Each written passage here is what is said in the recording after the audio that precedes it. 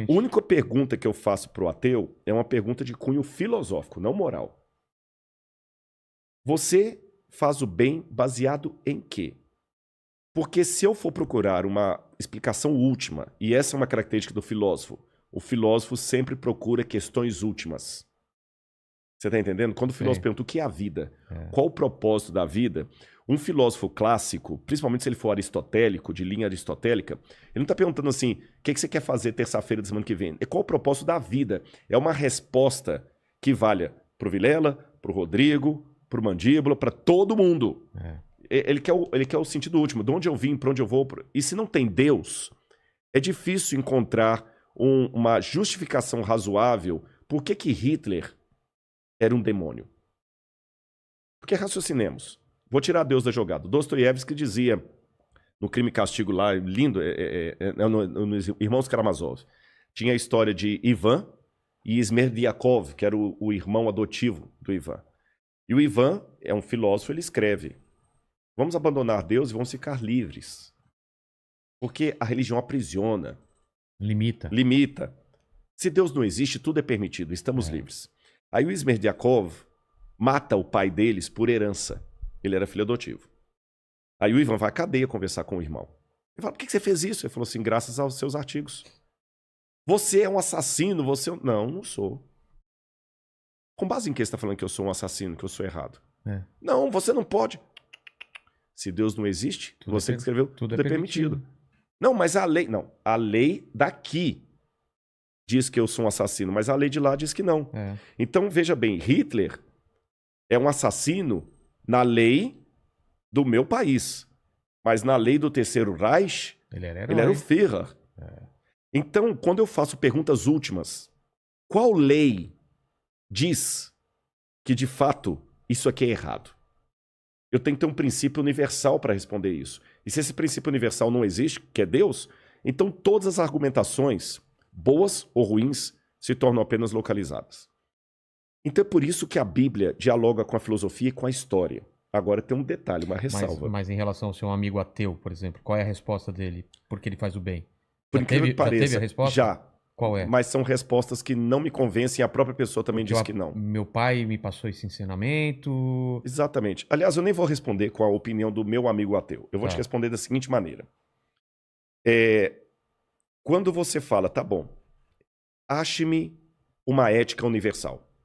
Porque você sabe que tem a ética e tem a moral. Aí você tem vários. Tem a escola do Aristóteles, você pode falar da escola de Kant, que fala que é a ética do dever, a ética deontológica. Você pode ir para a ética utilitarista de Heidegger. Ou seja, você pode seguir a ética que você quiser. Tá bom? Só que, quando você vai fazer a pergunta última, é a pergunta do filósofo. Claro. Pergunta última, o que é a vida? O biólogo vai falar, não, a vida é quando o coração está... Não, não é isso que eu estou perguntando. O que é a vida? Como sentido. Quando você pergunta eticamente, qual é a ética universal? Qual é aquele princípio que faz você agir em prol do bem, que é um princípio que não está atrelado à sua cultura? Eu não estou perguntando perguntas efêmeras, eu estou fazendo pergunta filosófica. Eu não estou perguntando assim, o que é chique? Isso é efêmero, porque o que é chique hoje pode não ser amanhã. Você está entendendo? O que você coloca aqui agora como enfeite, há 30 anos atrás podia ser absurdo. Daqui a 50 anos pode ser ridículo. Pode ser ofensivo. Pode ser ofensivo, tá certo? Hoje eu estou usando aqui, o pessoal não está vendo, eu estou com uma calça jeans, um blazer e uma botina daquelas. Mas há 30 anos atrás eu estaria completamente ridículo. Ia parecer o Falcão, aquele humorista. Você usava em jeans, né? Jeans com blazer. Você tá entendendo? Hoje é normal. Então não estou perguntando o que é belo no sentido da moda. Eu estou perguntando... Uma coisa além disso. O que é o belo?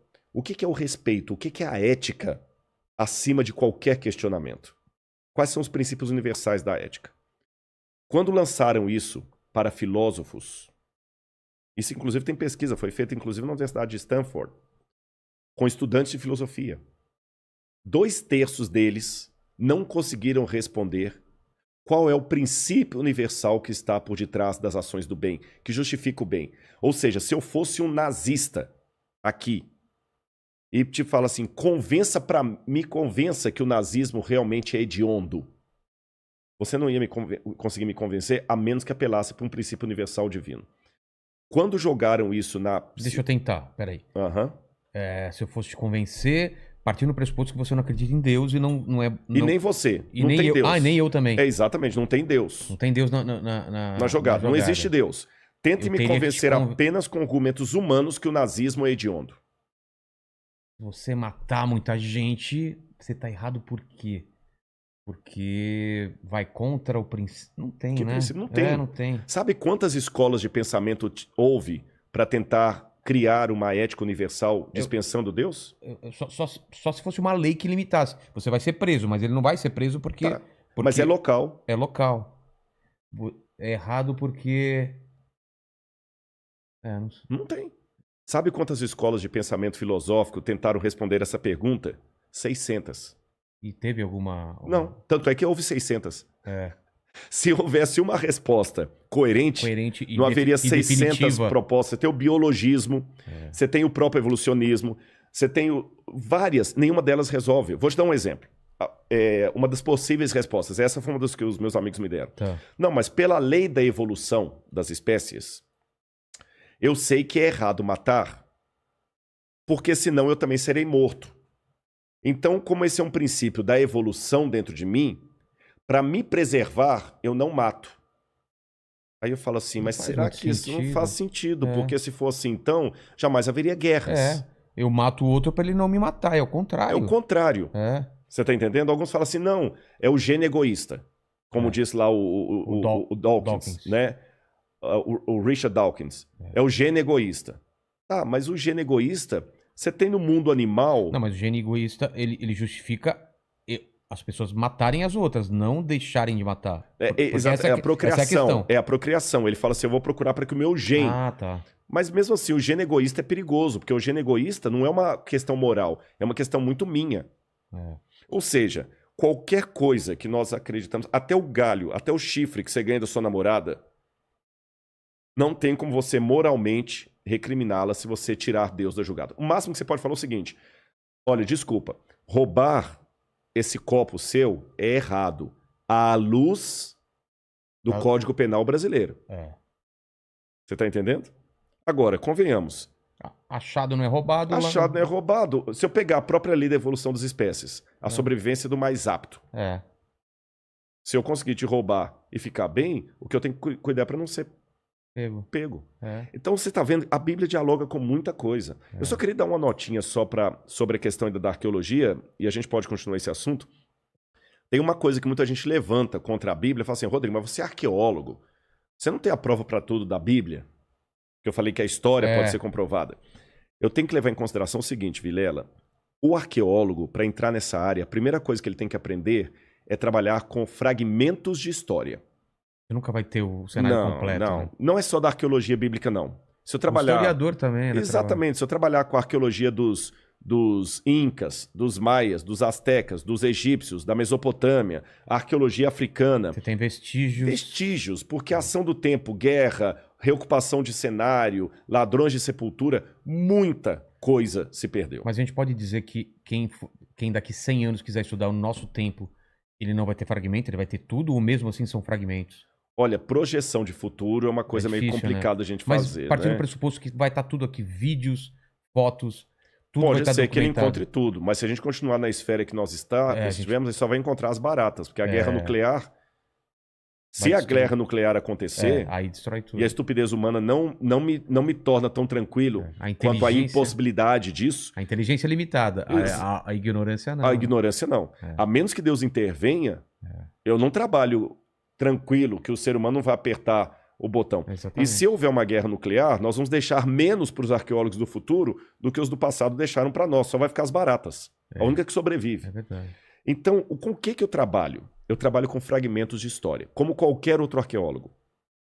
Então, a questão que eu tenho que perguntar não é se eu tenho uma prova arqueológica para cada página que a Bíblia conta. A pergunta é, o pouco que eu encontrei de arqueologia confirma ou desmente a Bíblia? Aí eu faço um trabalho estatístico. Eu não preciso entrevistar 200 milhões de brasileiros para ter uma certeza de quem será o próximo presidente do Brasil. Basta eu fazer uma amostragem aí com 2.000 e poucos brasileiros, e daquela amostragem Projetar. eu projeto, olha, se a eleição fosse hoje, Cecília Meirelles ganharia em primeiro turno com tantos por cento dos votos e Monteiro Lobato ficaria em segundo lugar com tantos por cento dos votos. Quando o Ibope faz essa projeção, ou Datafolha, ou qualquer órgão aí, ele não entrevista todos os brasileiros. Ele pega uma amostragem e, com base nessa amostragem, ele projeta. A arqueologia é a mesma coisa. Eu não tenho evidências para todas as histórias da Bíblia. Mas aquelas poucas que eu tenho, elas confirmam ou não? Confirmam. Então, a partir delas, eu posso projetar a estatística e ver a arqueologia confirma historicamente a Bíblia Sagrada. Entendi.